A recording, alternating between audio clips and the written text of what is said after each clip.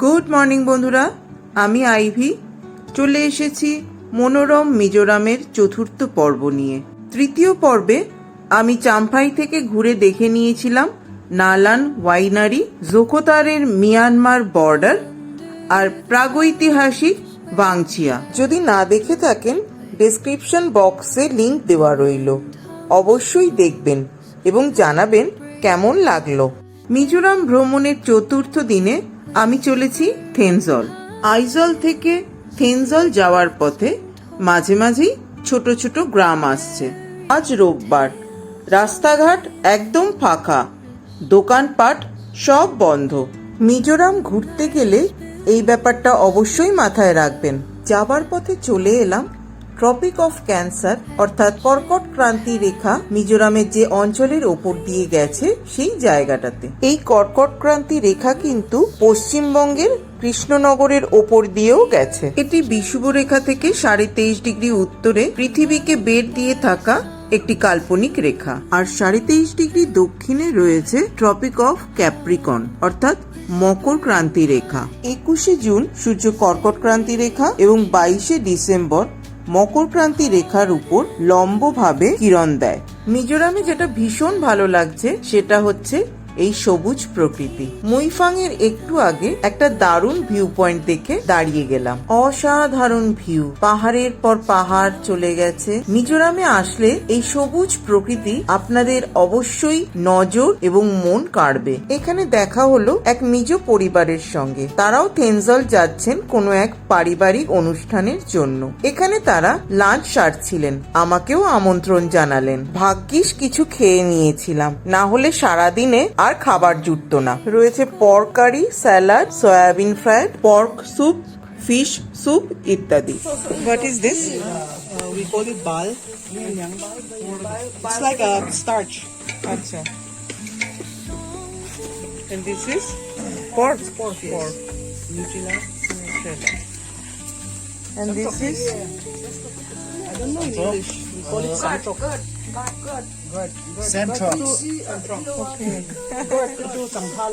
সামতক বা তেতো বেগুন, soybean fry, pork soup, fish soup যাকে ওরা বেই বলে। আমি ওনাদের থেকে একটু নিয়েছি, ট্রাই করব। ওনারা নিতে বলছেন বারবার করে, একটু ট্রাই করে দেখি। ফিশের কিছু আইটেম একটা ভালোই লাগছে।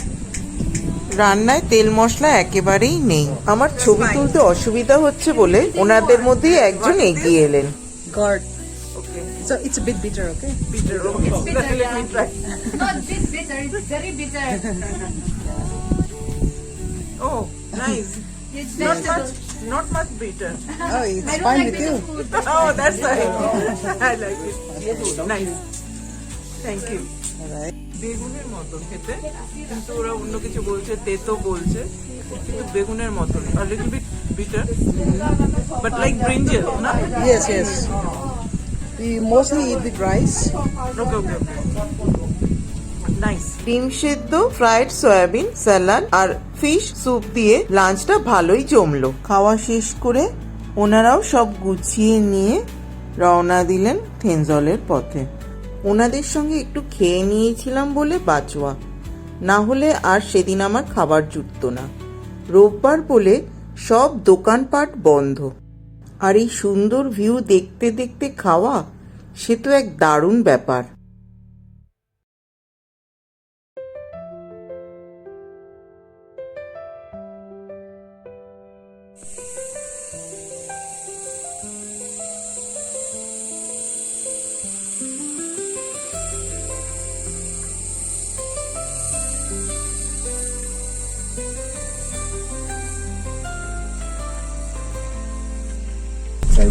মুইফাং এর টুরিস্ট লজ, এখানে থাকার জায়গা আছে। এখানকার টুরিস্ট লজটাও বেশ সুন্দর, আর এখান থেকে প্রকৃতির অপূর্ব রূপ দেখা যায়। কিছুটা এগোতেই পথের ধারে এক অদ্ভুত দোকান নজরে পড়লো। दुकानदार नहीं है, इसमें फोन नंबर जीपे भी कर सकता है। ओके। आपको इसमें पूछा डाल सकते हैं, कभी पूछा नहीं, इसमें जीपे कर सकते हैं चाहिए तो। आपको कोई भी मालिक नहीं दुकानदार है। जो भी चाहिए ले सकते हैं, सब ले सकते हैं। इसमें सब ये वाला 150 है, আচ্ছা, ये वाला 100 रुपये, ये जीपे नंबर, कोई मालिक नहीं, जो भी चाहिए ले सकते हैं। দেখেছি নাগাল্যান্ডেও এরকম দেখেছিলাম, এখানেও তাই। দোকানদার ছাড়া দোকান, জিপের জন্য ফোন নাম্বার দেওয়া রয়েছে, জিনিস নিয়ে দাম দিয়ে দেবে, এটাই দস্তুর এখানকার। সবুজগুলো বেগুন, এক টাইপের বেগুন। আমি টমেটো ভেবেছিলাম, কিন্তু এটা টমেটো নয়, এগুলো একটু তেতো ধরনের বেগুন। ওই যেটা খাচ্ছিলাম সেই রকম, এটা একটু তেতো ধরনের বেগুন। পথের ধারে নাম না জানা এক ঝর্ণা, আবার সুন্দর সবুজ প্রকৃতির মধ্যে দিয়ে এগিয়ে চলা। আইজল থেকে থেনজল প্রায় 100 কিলোমিটার, রাস্তা খুব সুন্দর। চলে এসেছি থেনজল টুরিস্ট লজে, খুব সুন্দর পরিবেশ এখানকার। টুরিস্ট লজকে পেছনে রেখে আরেকটু এগিয়ে আমরা পৌঁছে গেলাম তুইরিয়াও ওয়াটারফলসে। 30 টাকা করে টিকিট কেটে আমি ভেতরে ঢুকে পড়লাম।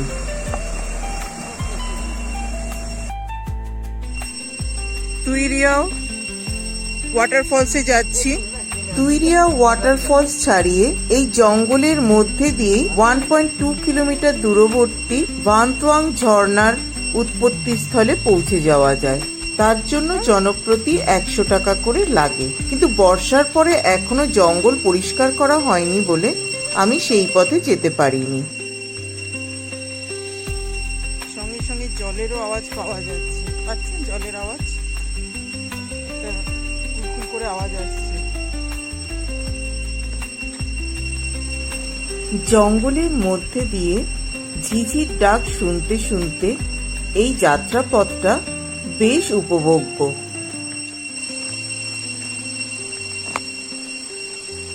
শুনতে পাচ্ছেন?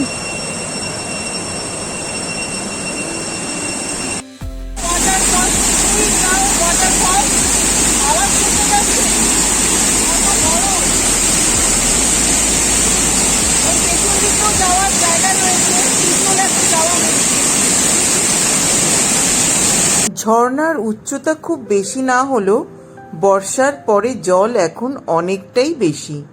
চারপাশের পরিবেশটাও খুব সুন্দর।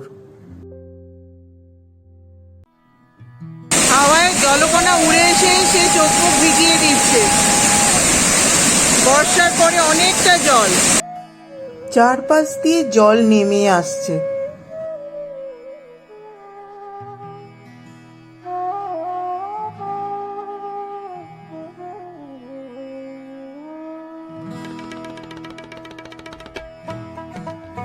আমি পাথরের ওপর দিয়ে চলে এসেছি একেবারে ঝর্ণার সাইড বরাবর। একটা ছোট্ট পাথরের ওপর পা দিয়ে বাদিকে গেলেই আপনি পৌঁছে যাবেন ঝর্ণার পেছন দিকে। ঝর্ণার জলে একটা ছোট নদী তৈরি হয়েছে, এরা কেউ এই নদীটার নাম বলতে পারলো না। একদম প্রায় মুখটাতে চলে এসেছি আমি। দেখুন ওই ওপর দিয়ে কেমন ঝর্ণার জলটা এসে পড়ছে, বোঝা যাচ্ছে?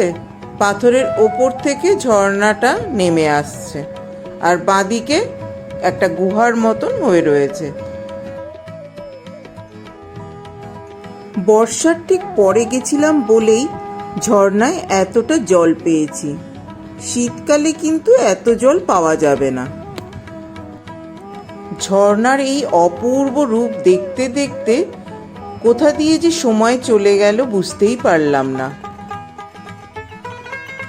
আমি চলে এসেছি ঝর্ণার পেছন দিকে, গুহাটার ভেতরে রয়েছি আমি।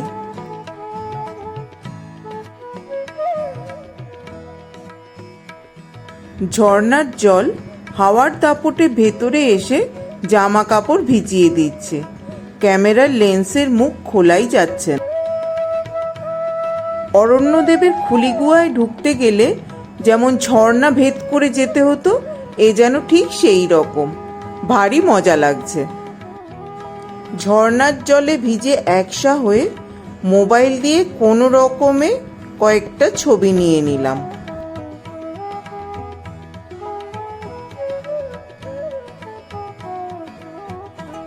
তুই ইম্পিরিয়া ওয়াটারফলস দেখে আমি গেলাম চংচিলি পুক দেখতে। পুক শব্দের অর্থ গুহা। মিজো লোকগাথায় আছে চংচিলি নামে একটি মিজো মেয়ে এক বিশাল সাপের প্রেমে পড়ে এবং এই গুহায় তার সঙ্গে মিলিত হয়। চংচিলির বাবা সে কথা জানতে পেরে তার বিশাল দা দিয়ে সাপটিকে মেরে ফেলে এবং তার গর্ভবতী মেয়ে চংচিলিকেও হত্যা করে। তখন জন্ম নেয় বেশ কিছু সাপ, তার মধ্যে বেশিরভাগকেই চংচিলির বাবা মেরে ফেললেও একটি সাপ আশ্রয় নেয় এই গুহার গভীরে। পরবর্তীকালে এটি এক ভয়ানক জন্তুতে পরিণত হয়। জায়গাটার যা অবস্থা তাতে তখনকার কয়েকটা সাপের বাচ্চা এখনো পাওয়া যেতে পারে। এবার আপনাদের নিয়ে যাব মিজোরামের সর্বোচ্চ জলপ্রপাত ভানতং দেখতে। অ্যাজ ইউজুয়াল রাস্তাটা ভারী চমৎকার। দুপাশে সবুজ জঙ্গলের মধ্যে দিয়ে ভানতোয়াং ফলসে যাওয়ার রাস্তা। পৌঁছে গেছি। ভানতং জলপ্রপাতের কাছে যাওয়া যায় না, দূরে একটা ভিউ পয়েন্ট করা আছে, সেখান থেকেই এই জলপ্রপাতটি দেখে নিতে হয়। দেখুন কি অপূর্ব, জঙ্গলের বুক চিরে নেমে আসছে দ্বিতল বিশিষ্ট এই জলপ্রপাত। আইজল থেকে প্রায় 137 কিলোমিটার দূরে সেরচিপ ডিস্ট্রিক্টে এটি অবস্থিত। জঙ্গলের মধ্যে দিয়ে বয়ে চলা ভান্তা নদীর জল হঠাৎ করেই লাফিয়ে 750 ফুট উচ্চতার এই জলপ্রপাত তৈরি করেছে। শোনা যায় ভানতং নামে স্থানীয় এক দারুণ সাঁতারু ছিলেন।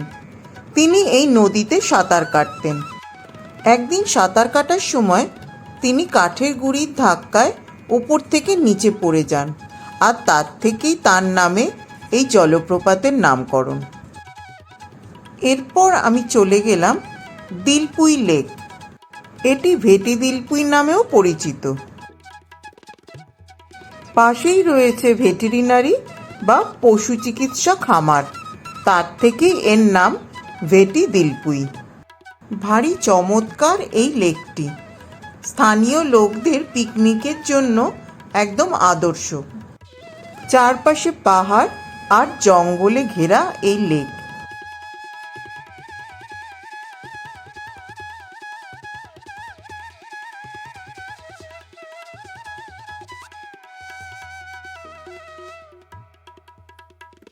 লেকের ওপরে রয়েছে বাঁশের একটা ঝুলন্ত ব্রিজ, তার ওপর দিয়ে হাঁটতে গেলে অসম্ভব নড়ছে, সেটা বেশ ভয় করছে। আজকের ওয়েদারটা দারুণ। নীল আকাশের সাদা মেঘের ভেলার প্রতিচ্ছবি লেকের জলে। কি লেখা দেখুন, এখানে কুমির আছে বলে তো মনে হয় না। নিশ্চয়ই জলের গভীরতাও বেশি নয়, তাও মজা করেই হয়তো এটা লেখা।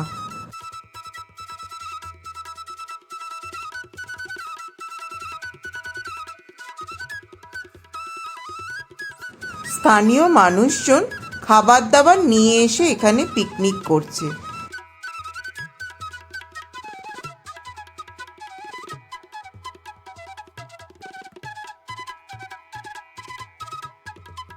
লেকের মাঝখানে রয়েছে একটা বসার জায়গা। চাইলে আপনি বোটিংও করতে পারেন।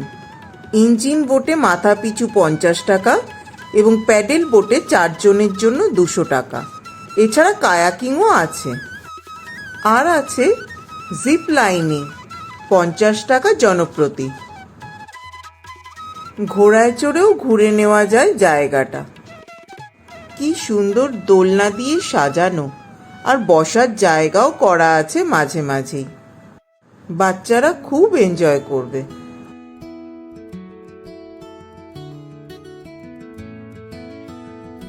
এবার আমি যাব ডিয়ার পার্ক দেখতে। প্রায় 24 একর জমি জুড়ে বিস্তৃত এই সংরক্ষিত এলাকায় রয়েছে সম্বর। এখন 5টা সম্বর আছে বলে শুনলাম। আমি 4টিকে দেখতে পেয়েছি। বিকেলে 4টে নাগাদ যখন এদের খেতে দেওয়া হয় তখন গেলে এদের দেখা পাওয়া যাবে। এর মধ্যে বেশ কিছু পুরুষ সম্বরও রয়েছে। বড় বড় শিংওয়ালাগুলোই পুরুষ সাম্বার কিরম খাচ্ছে আর ঘুরে ঘুরে দেখছে দেখুন। ইনি এখানকার কেয়ারটেকার, এদের দেখভাল রক্ষণাবেক্ষণ করেন। পাশেই আছে গলফ কোর্স, সেটিও ঘুরে দেখে নিতে পারেন। আমি অবশ্য সময়াভাবে যাইনি। ফেরার পথে থামলাম সিয়ালসুকে। দারুণ সুন্দর ভিউ এখানে। জনপ্রতি 50 টাকা এখানকার এন্ট্রি ফি, আর যদি গাড়ি নিয়ে ওপরে যেতে চান তাহলে পড়বে 100 টাকা। 2 হুইলার অবশ্য কম। আমার পৌঁছতে একটু দেরি হয়ে গিয়েছিল। সূর্য আস্তে আস্তে অস্ত যাচ্ছে। এই কাঁচা রাস্তা দিয়ে আমি জঙ্গলের মধ্যে দিয়ে একদম টপে পৌঁছে গেলাম। কি অসাধারণ ভিউ দেখুন। সামনে যত দূর চোখ যায় শুধু পাহাড় আর পাহাড়, একটার পর একটা সারিবদ্ধভাবে দাঁড়িয়ে রয়েছে। আর সবুজের কত শেড দেখুন। এখানে না আসলে কিন্তু দারুণ সুন্দর একটা ভিউ মিস করতাম।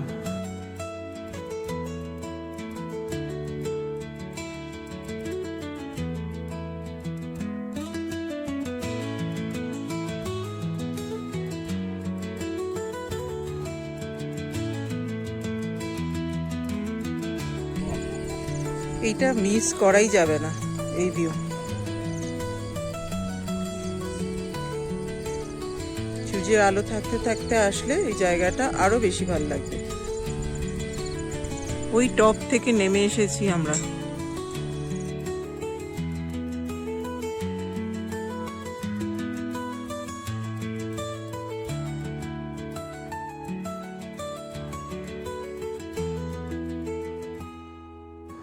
এবার আইজল ফেরার পালা। পরের পর্বে ঘুরে দেখব রোইয়াক আর লালসাভুঙ্গা পার্ক।